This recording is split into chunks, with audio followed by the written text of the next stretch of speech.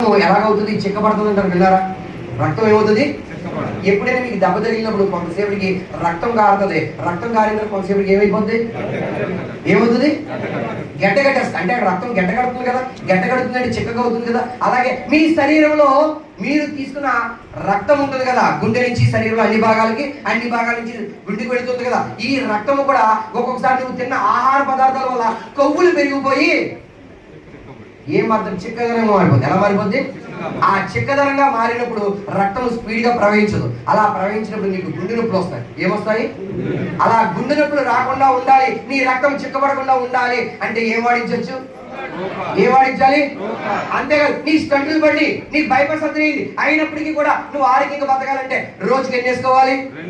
ఎప్పుడు వేసుకోవాలి? ఎప్పుడైనా. ఎలా వేసుకోవాలి? తిన్నా కానీ తినకపోయినా వేసుకోవచ్చు. ఏంటి? ప్రోగ్రామ్ దేనికి? గుండె నొప్పులు తగ్గడానికి, నీ రక్తం చిక్కదనం తగ్గడానికి, నీకు గుండె జబ్బులు రాకుండా, కొలెస్ట్రాల్ పెరగకుండా ఉండడానికి. రెండో పాయింట్ గ్లూకోహెల్త్. ఏంటండి?